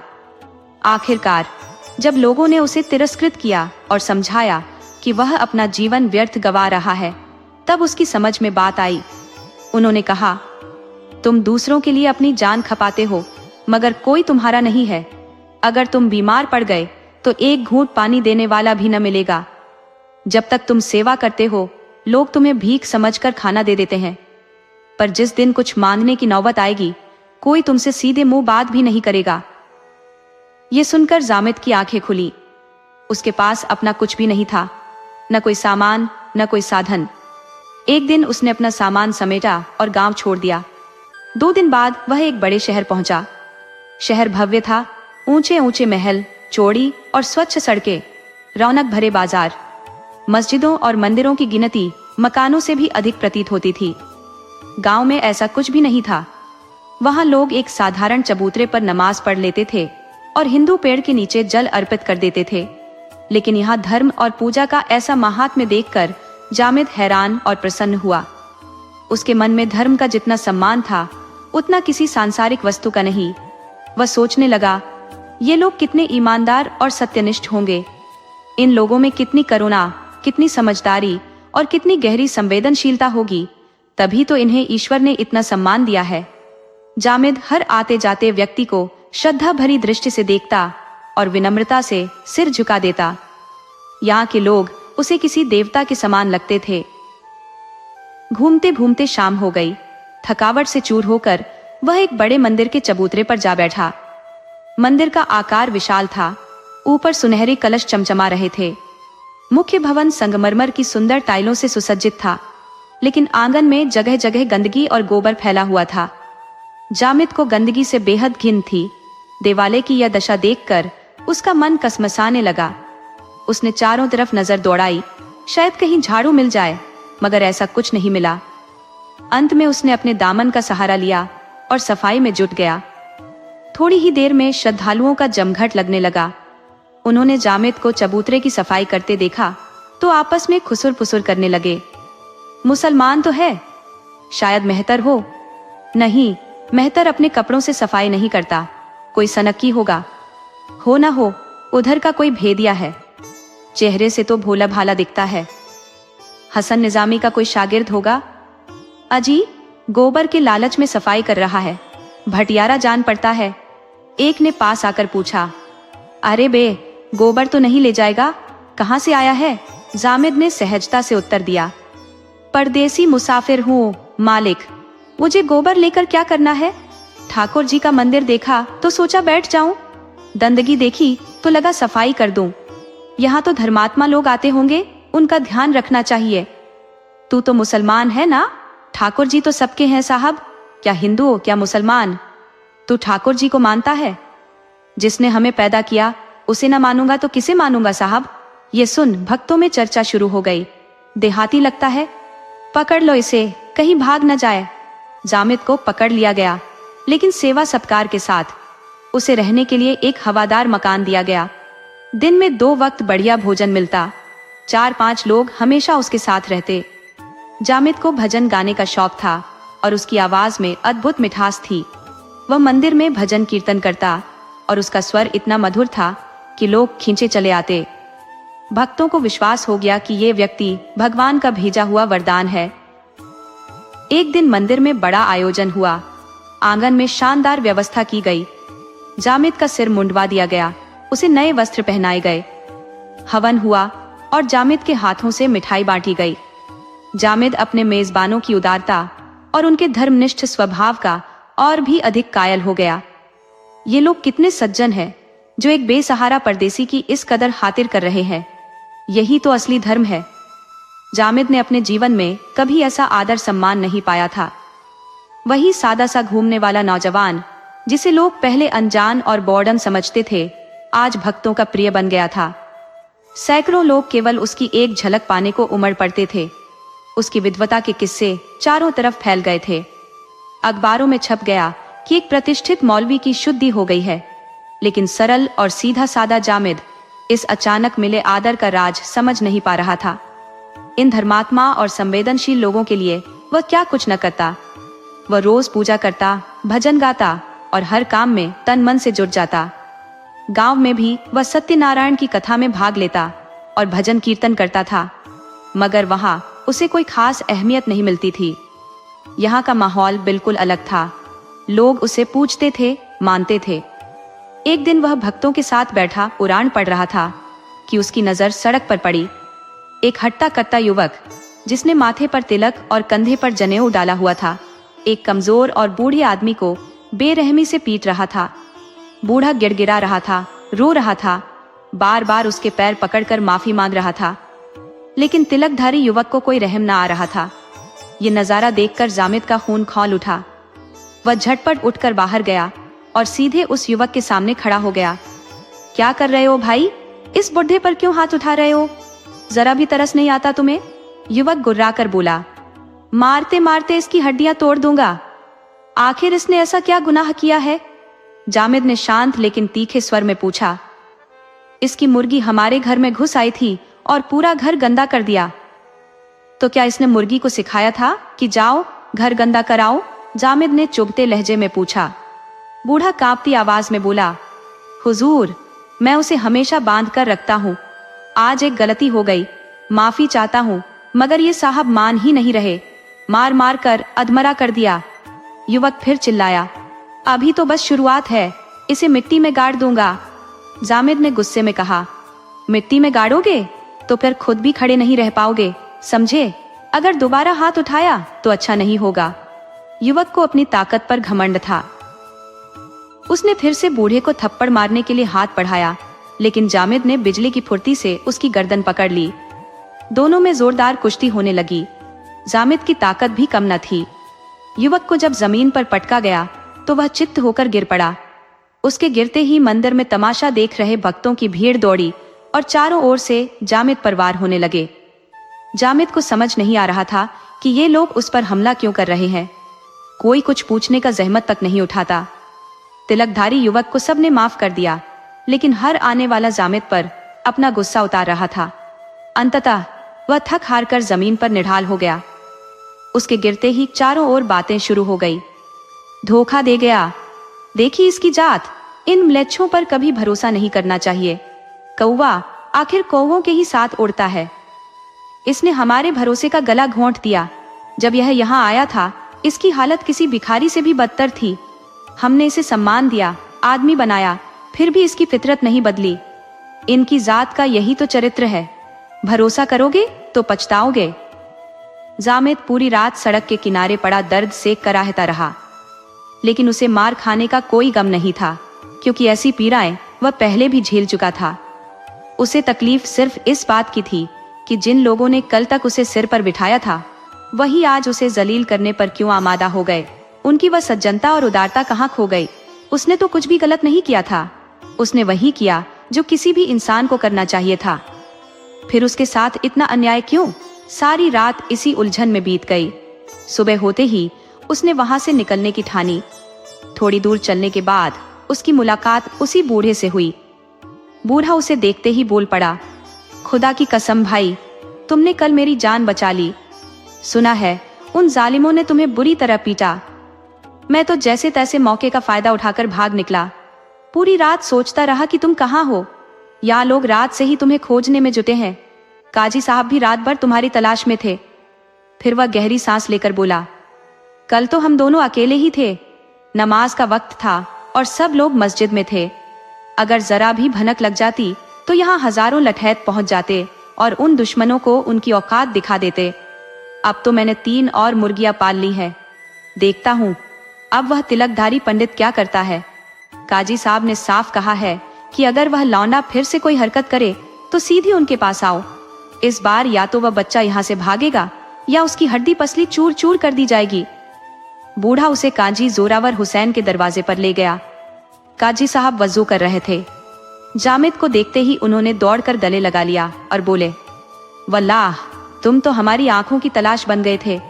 अकेले ही तुमने काफिरों की ताकत को धूल चटा दी। क्यों ना हो तुम्हारे रगों में मोमिन का खून जो दौड़ता है। इन काफिरों की औकात ही क्या है। सुना वे तुम्हारी शुद्धि करने की साजिश में थे, पर तुमने उनके सारे अरमान तहस नहस कर दिए। इस्लाम को तुम जैसे वफादारों की जरूरत है। तुम्हारे जैसा दीनदार ही इस्लाम का नाम रोशन करता है। बस एक चूक हो गई। अगर तुमने 1 महीने का सब्र किया होता तो हालात कुछ और होते। शादी हो जाने दी होती तब और मजा आता। एक हूर सी दुल्हन साथ लाते और दौलत मुफ्त में मिलती। वल्लाह तुमने थोड़ी जल्दबाजी कर दी। दिन भर लोगों का जमावड़ा लगा रहा। हर कोई जामिद को एक झलक देखने के लिए उत्सुक था। उसकी हिम्मत, ताकत और मजहबी जोश की हर कोई तारीफ कर रहा था। पहर रात ढल चुकी थी। मुसाफिरों की आवाजाही कम हो गई थी। जामिद ने काजी साहब से मजहबी किताबों की तालीम लेना शुरू कर दिया था। काजी साहब ने उसके लिए अपने बगल का कमरा खाली कर दिया था। वह सबक लेकर लौटा और सोने की तैयारी कर ही रहा था कि दरवाजे पर तांगे के रुकने की आवाज सुनाई दी। उसने सोचा शायद कोई मुरीद आया होगा। नीचे जाकर देखा तो एक औरत तांगे से उतर रही थी और तांगे वाला उसका सामान बरामदे में रख रहा था। औरत ने इधर उधर नजर डालते हुए कहा, नहीं, मुझे पूरा यकीन है ये उनका घर नहीं है। शायद तुम गलत जगह ले आए हो। तांगे वाला बोला, हुजूर आप नहीं मानती, बाबू साहब ने मकान बदल लिया है, ऊपर चलिए।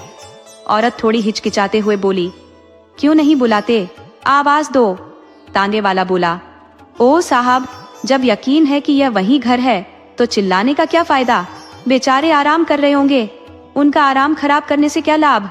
आप निशंक होकर ऊपर चलिए। औरत ऊपर चली गई और उसके पीछे पीछे तांगे वाला सामान लेकर चल पड़ा। जामिद यह सब देखकर नीचे चुपचाप खड़ा रहा। इस अजीबोगरीब वाक्य का मतलब उसकी समझ से परे था। तांगे वाले की आवाज सुनते ही काजी साहब छत पर निकल आए। एक औरत को आते देख उन्होंने कमरे की खिड़कियां बंद कर दी और खूंटी पर टंगी तलवार उतार ली। वह दरवाजे पर आकर खड़े हो गए।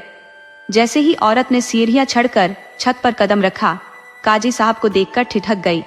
वह तुरंत पलटकर वापस जाना चाहती थी, पर काजी साहब ने झपटकर उसका हाथ पकड़ लिया और उसे घसीटते हुए कमरे के अंदर ले गए। इसी दौरान जामिद और तांगे वाला भी छत पर पहुंच गए थे। जामिद यह सब देखकर सन्न रह गया। ये मंजर उसकी सोच से परे था।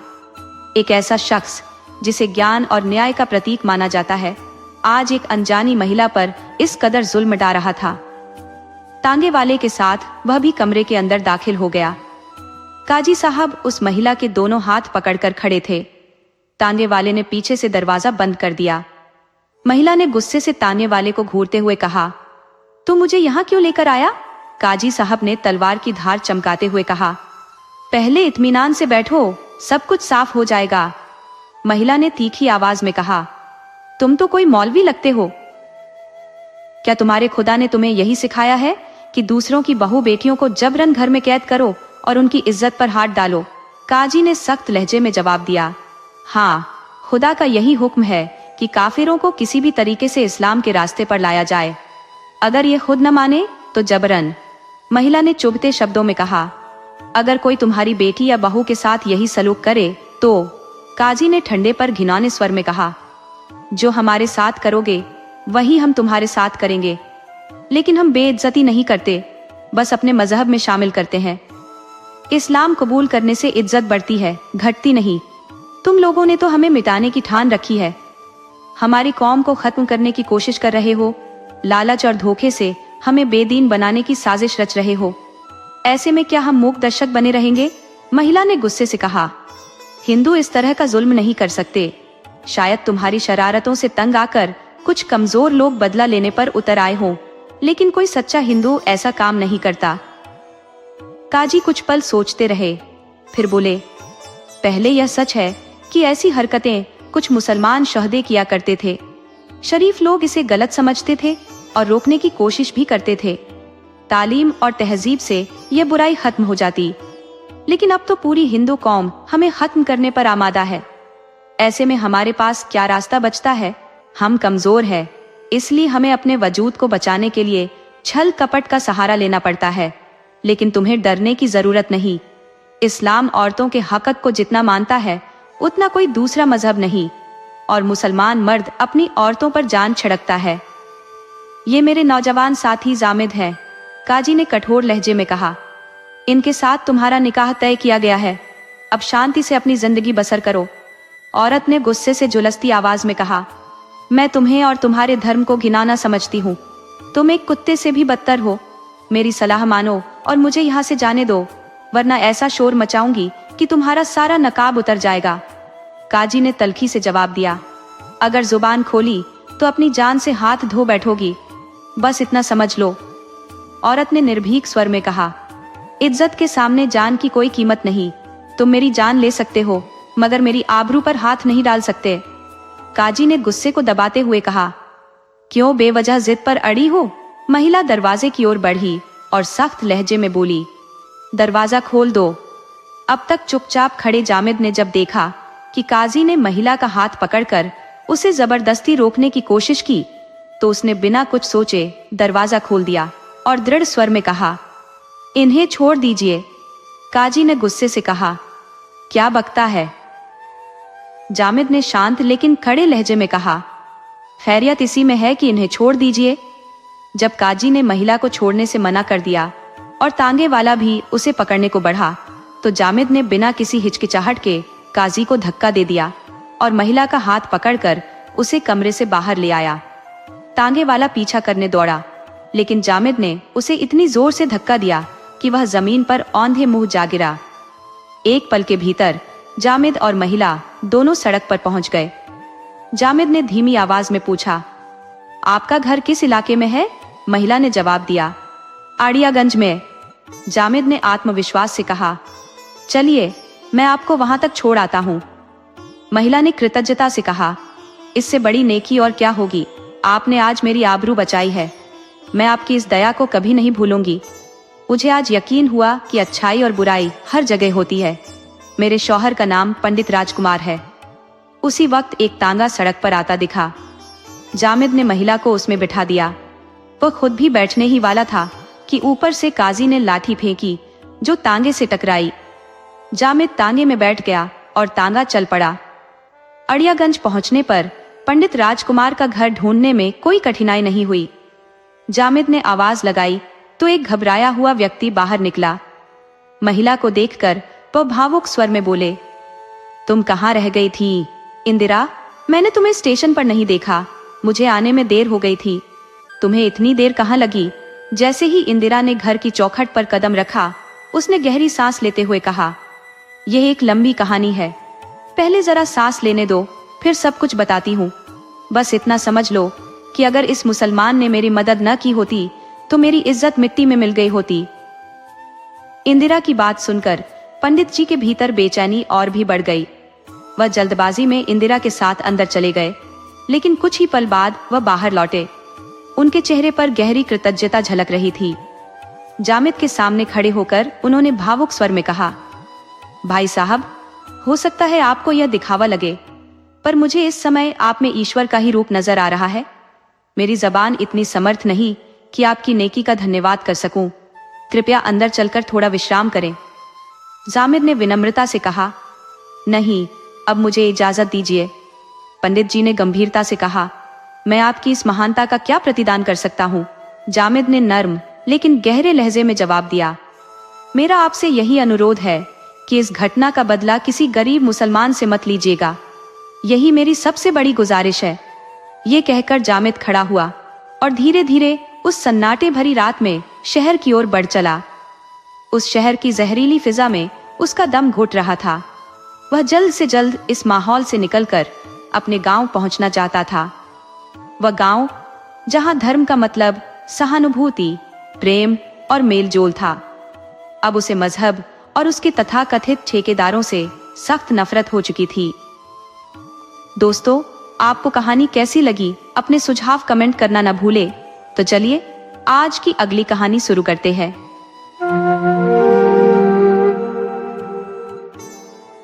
मात्र प्रेम, तेरा कोई सानी नहीं। इस संसार में बाकी सब कुछ छलावा है, क्षण भंगुर है। केवल मात्र प्रेम ही शाश्वत है, अडिग है।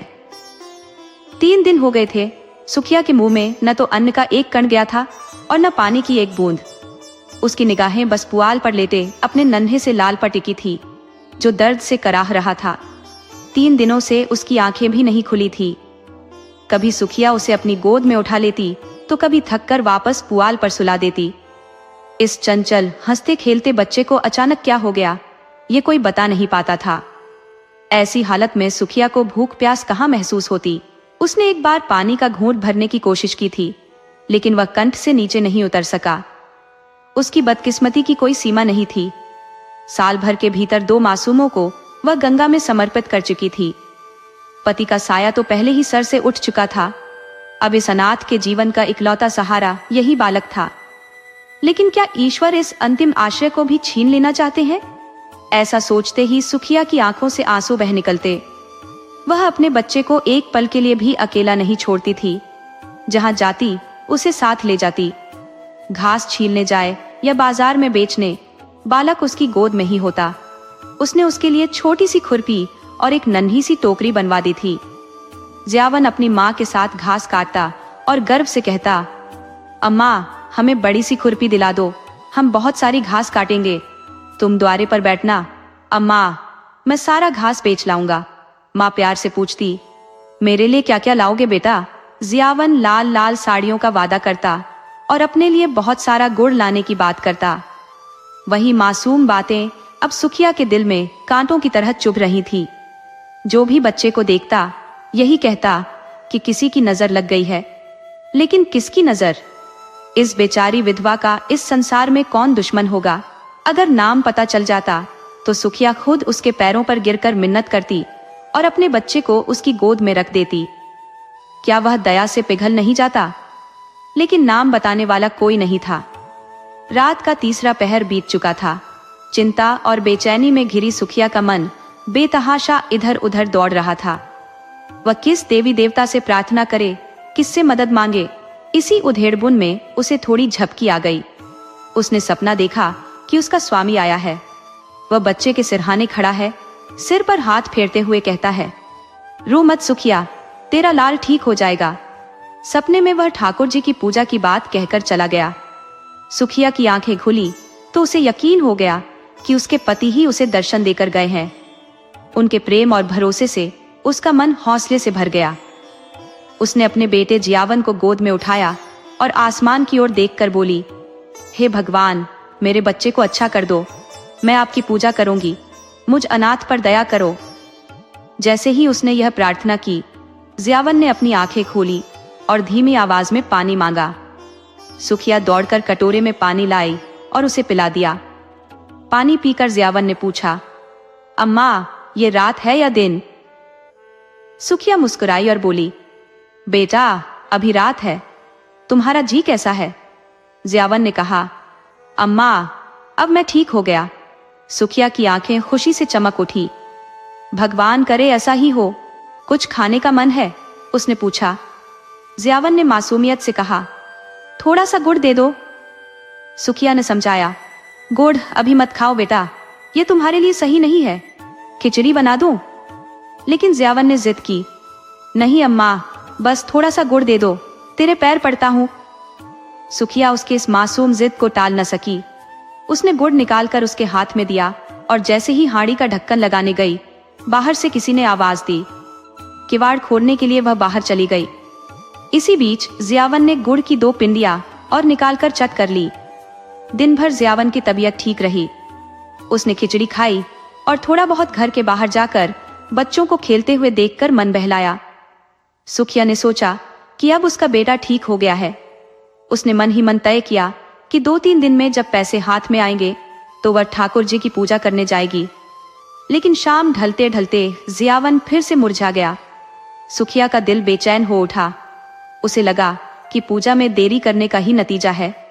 जल्दबाजी में उसने पूजा की तैयारी शुरू की। फूल जमींदार के बगीचे से मिल गए। तुलसी दल द्वार पर ही था, लेकिन ठाकुर जी के भोग के लिए मिठाई चाहिए थी। बिना भोग के वह गांव वालों को क्या बांटती। सुखिया ने ठाकुर जी की पूजा के लिए कम से कम एक आना जुटाने की भरपूर कोशिश की, लेकिन पूरा गांव खंगालने के बाद भी उसे कहीं से उधार न मिला। उसके हाथ निराशा लग रही थी। सोचती रही, हाय रे किस्मत, कोई 4 आने तक नहीं देता। आखिरकार उसने अपने हाथों की चांदी की चूड़ियां उतारी और सीधा बनिए की दुकान पर पहुंची। चूड़ियां गिरवी रखकर बतासे खरीदे और फिर जल्दी जल्दी घर लौट आई। पूजा का सामान तैयार करते हुए उसने अपने बेटे को गोद में उठाया और दूसरे हाथ में पूजा की थाली संभाली। मंदिर की ओर बढ़ते हुए उसके मन में आशा और श्रद्धा का सागर लहरा रहा था। मंदिर में आरती का घंटा गूंज रहा था। 10-12 भक्त स्तुति में लीन थे। सुखिया मंदिर के सामने जाकर ठिठक गई। पुजारी ने उसे देखा और कर्कश स्वर में पूछा, क्या चाहती है रे, यहाँ क्यों खड़ी है? सुखिया ने चबूतरे पर कदम रखते हुए विनम्रता से उत्तर दिया, महाराज, ठाकुर जी से मनौती मांगी थी, पूजा करने आई हूँ। पुजारी, जो दिन भर जमींदार के असामियों की पूजा और सेवा में लगे रहते थे और ठाकुर जी की आराधना भी यंत्रवत करते थे, तुनक गए। उनकी दिनचर्या ऐसी थी कि भले ही ठंडी हवाएं चले, वे बिना स्नान किए जल न छूते। लेकिन उनके हाथ पैरों की मैल से यह स्पष्ट था कि स्वच्छता पर उनका ध्यान कम था। उन्होंने झल्ला कर कहा, भीतर क्यों घुस आएगी, यही पूजा कर ले, भरभष्ट करने आई है। भीड़ में से एक भक्त ने ताना मारा, क्या ठाकुर जी को भी पवित्र करने आई है? सुखिया ने बड़ी सरलता से उत्तर दिया, सरकार, ठाकुर जी के चरण छूने आई हूँ, पूजा की सारी सामग्री साथ लाई हूँ। पुजारी ने व्यंग्य भरे लहजे में कहा, पगला गई है क्या, तू ठाकुर जी को छुएगी? कैसी बेसिर पैर की बात कर रही है? सुखिया, जिसे पहले कभी मंदिर आने का अवसर नहीं मिला था, आश्चर्यचकित होकर बोली, सरकार, ठाकुर जी तो सबके मालिक हैं, उनके दर्शन से पापी तक तर जाते हैं, मेरे छूने से उन्हें कैसे अपवित्रता हो जाएगी? पुजारी ने गुस्से में कहा, तू चमारिन है ना? सुखिया ने साहसिकता से उत्तर दिया, तो क्या भगवान ने चमारों को नहीं बनाया? चमारों का भगवान अलग है क्या? ये बच्चे की मनौती है, सरकार। इस पर वही भक्त जो स्तुति पूरी कर चुके थे क्रोध में चीख पड़े, मारो इस चुड़ैल को, भरभष्ट करने आई है, थाली वाली उठाकर फेंक दो, वैसे ही दुनिया में आग लगी है। अब चमार भी ठाकुर जी की पूजा करेंगे तो धरती रसातल में चली जाएगी। दूसरे भक्त ने व्यंग्यपूर्ण स्वर में कहा, अब तो ठाकुर जी को चमारों के हाथ का भोजन भी करना पड़ेगा। लगता है प्रलय अब बहुत दूर नहीं। सर्द हवा चल रही थी, सुखिया कांप रही थी और धर्म के ठेकेदार अपनी खोखली बातें कर रहे थे। उसका बच्चा ठंड से सिकुड़कर उसकी छाती में दुबका जा रहा था, लेकिन सुखिया अपने स्थान से तस से मस होने का नाम नहीं ले रही थी। ऐसा प्रतीत हो रहा था कि उसके पैर जैसे जमीन में धंस गए हों।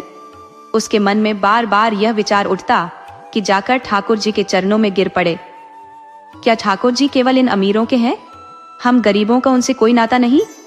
लेकिन भय भी था कि अगर इन लोगों ने सच में उसकी थाली फेंक दी तो क्या करेगी? यही सोचकर वह खुद को रोक लेती। अचानक उसके मन में एक तरकीब आई।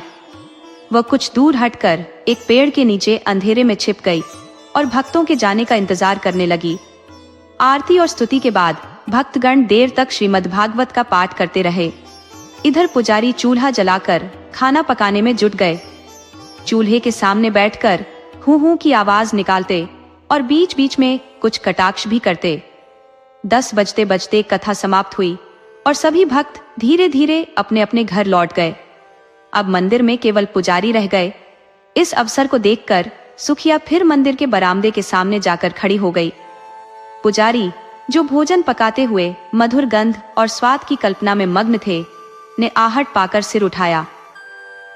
सुखिया को देखकर चिढ़कर बोले, तू अभी तक यहीं खड़ी है, क्यों नहीं गई? सुखिया ने अपनी थाली जमीन पर रख दी, हाथ जोड़कर और आंखों में करुणा भरकर बोली, महाराज जी, मैं अभागन हूँ, ये बालक ही मेरा सब कुछ है, उस पर दया करो। 3 दिन से इसने कुछ नहीं खाया, आप पर बड़ा उपकार होगा महाराज जी। कहते कहते उसकी आंखों से आंसू बहने लगे। पुजारी स्वभाव से दयालु थे, लेकिन चमारिन को ठाकुर जी के पास जाने देना उनके लिए असंभव था। उन्हें भय था कि ऐसा करने से ठाकुर जी कहीं कुपित होकर पूरे गांव का विनाश न कर दे। आखिर उनके भी अपने परिवार और बच्चे थे। पुजारी बोले, घर जाकर भगवान का नाम ले, तेरा बालक ठीक हो जाएगा। ये तुलसी दल ले जा, बच्चे को खिला देना और चरणामृत उसकी आंखों में लगा देना। भगवान चाहेंगे तो सब अच्छा होगा। सुखिया ने गिड़गिड़ाते हुए कहा, महाराज जी, ठाकुर जी के चरणों में झुकने भी नहीं दोगे? बड़ी दुखी हूं। उधार लेकर पूजा का सामान जुटाया है। मैंने कल रात सपना देखा था कि ठाकुर जी की पूजा से मेरा बच्चा ठीक हो जाएगा। इसी उम्मीद में दौड़ी चली आई हूं। मेरे पास 1 रुपया है, वह ले लो, पर मुझे बस एक बार ठाकुर जी के चरणों में गिरने दो। ये सुनकर पंडित जी कुछ पल के लिए विचलित हुए, लेकिन अपने अज्ञान और धर्मभीरुता के कारण खुद को संभाल लिया। बोले, अरे पगली, ठाकुर जी भाव के भूखे हैं। ये नहीं देखते कि कौन उनके चरणों पर गिर रहा है? सुना नहीं, मन चंगा तो कठौती में गंगा। भक्ति मन से होती है, चरणों पर गिरने से कुछ नहीं होता। मेरे पास एक जंतर है, इसका दाम तो ज्यादा है, पर तुझे 1 रुपए में दे दूंगा। इसे बच्चे के गले में बांध देना, सुबह तक तेरा बच्चा खिलखिलाने लगेगा। सुखिया ने व्याकुल होकर कहा, मुझे ठाकुर जी की पूजा तो करने दोगे? पुजारी ने गंभीरता से जवाब दिया, तेरे लिए यही पूजा बहुत है। सोच, जो बात कभी नहीं हुई, अगर आज मैं वह कर दूं और गांव पर कोई आफत आ जाए तो क्या होगा? तू यह जंतर ले जा, भगवान चाहेंगे तो रात भर में तेरा बच्चा ठीक हो जाएगा। इसे किसी की बुरी नजर लग गई है, वैसे भी बड़ा चंचल लगता है।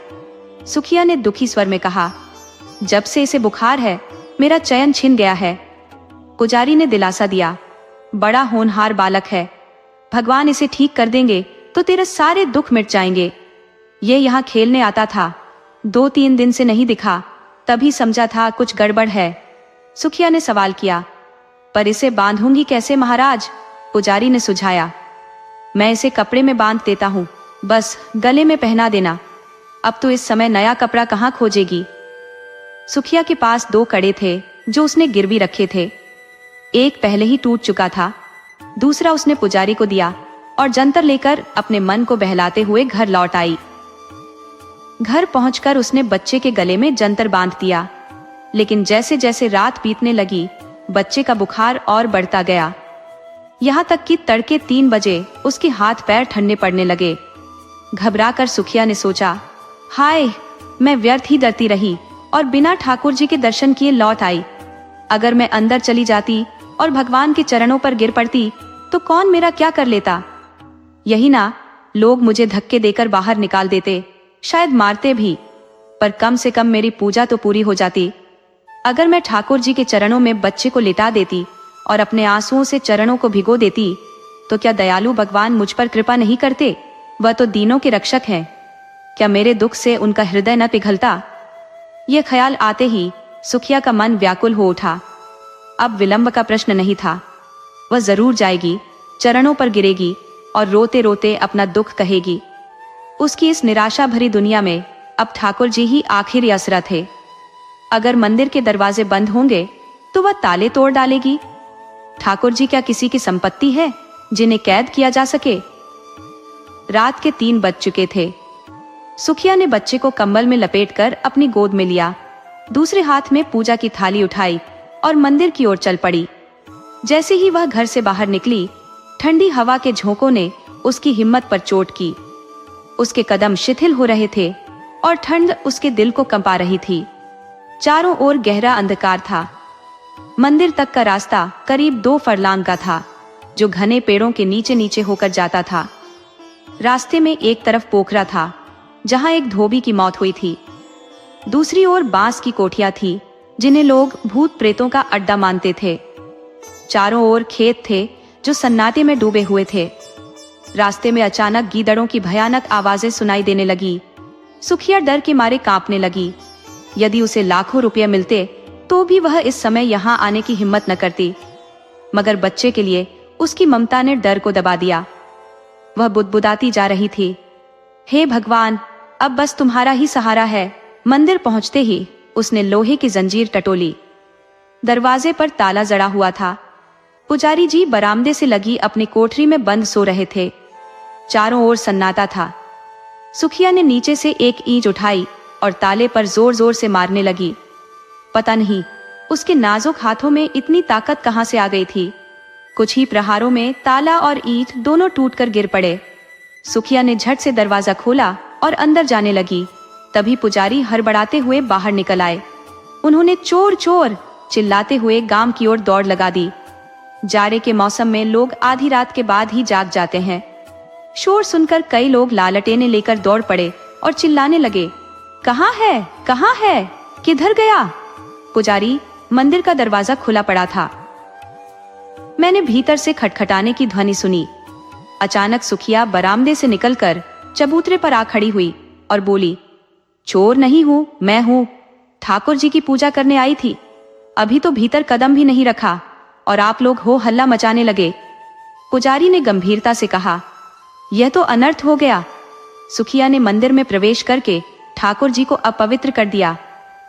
इतना सुनते ही भीड़ क्रोध में उबल पड़ी। कुछ लोग झल्लाए हुए उसकी ओर दौड़े और उस पर लात घूंसे बरसाने लगे। सुखिया अपने एक हाथ से बच्चे को कसकर थामे हुए थी और दूसरे हाथ से उसकी रक्षा का प्रयास कर रही थी।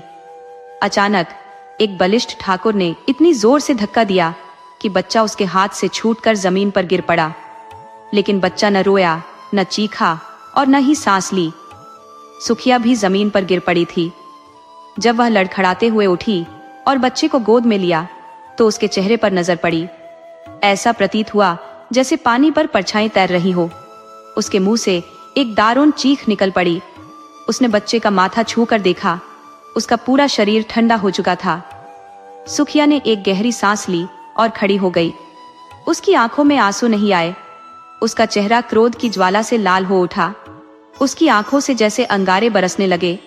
दोनों मुट्ठियां भींच गई। दांत पीसते हुए उसने कहा, पापियों, मेरे बच्चे की जान लेकर अब दूर क्यों खड़े हो? मुझे भी उसके साथ क्यों नहीं मार डाला? मेरे स्पर्श से ठाकुर जी अपवित्र हो गए। पारस पत्थर को छूकर लोहा सोना बन जाता है, लेकिन पारस खुद लोहा नहीं हो सकता। मेरे छूने से ठाकुर जी अपवित्र हो जाएंगे? जब मुझे बनाया तो छूट नहीं लगी थी। लो, अब कभी ठाकुर जी को छूने नहीं आऊंगी। उन्हें ताले में बंद करके रखो, पहरेदार बिठा दो। हाय, तुम्हारे भीतर दया का लेश मात्र भी नहीं है। तुम इतने कठोर हो कि बाल बच्चों वाले होकर भी एक अभागी मां पर तरस नहीं खा सके, और फिर भी धर्म के ठेकेदार बनते हो। तुम सब हत्यारे हो, निपट हत्यारे। डरो मत, मैं थाना पुलिस के पास नहीं जाऊंगी। मेरा न्याय भगवान करेंगे। अब मैं उन्हीं के दरबार में गुहार लगाऊंगी। उसके तीखे शब्द सुनकर कोई कुछ नहीं बोला, मानो सब पत्थर की मूर्तियों में बदल गए हो। इतनी देर में पूरा गांव वहां इकट्ठा हो गया था। सुखिया ने एक बार फिर अपने बेटे के मुंह की ओर देखा। उसके मुंह से निकला, हाय मेरे लाल, और वह बेहोश होकर वहीं गिर पड़ी।